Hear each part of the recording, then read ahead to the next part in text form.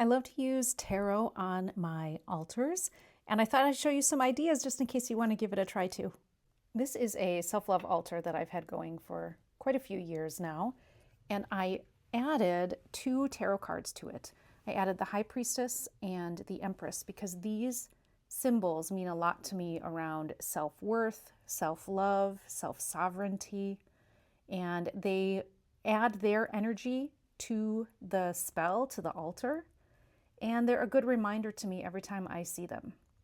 I also made a pocket altar, which have these 2 symbols on them as well. There's the High Priestess and there's the Empress, and then some other symbols that, go along with those cards.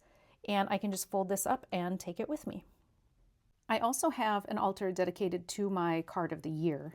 So of course, that card sits there. Along with the card of the year, my personal card of the year, I have a sigil card in the back, and then I have crystals that hold the meanings of different aspects of that card, and so I make it its own altar. I also have a protection spell going here, and I'm using the 4 Queens and the 10 of Cups to add energy to the spell and also to sort of create a boundary as part of the protection. This is a spell that's for trans, non-binary, and gender expansive folks, and it's about the love for them and the protection that love offers.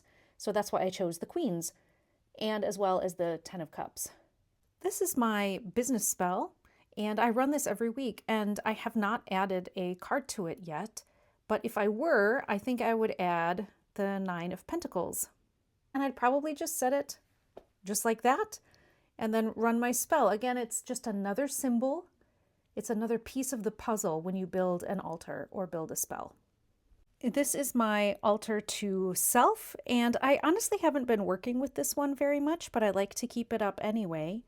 If I were to add something to this, I'd be thinking about areas of self that I want to work on more or bring out more or just make more apparent in my life. And one of those things right now is taking more chances. So I might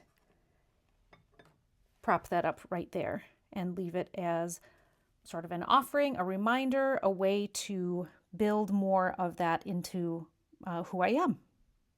I am currently working on creating a creativity altar for myself, and this is the candle that I'm going to put on that altar.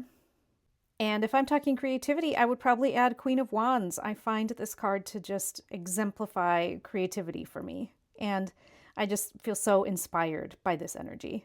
I also have an ancestral altar, but I can tell you that my ancestor would not feel great about having a tarot card on her altar, so I wouldn't do it there.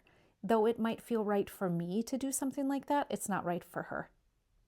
I hope that gave you some ideas about using tarot on your altars and maybe even in your spell work. Let me know if you have questions, and I would love to hear how you use them. I am always interested in new ideas.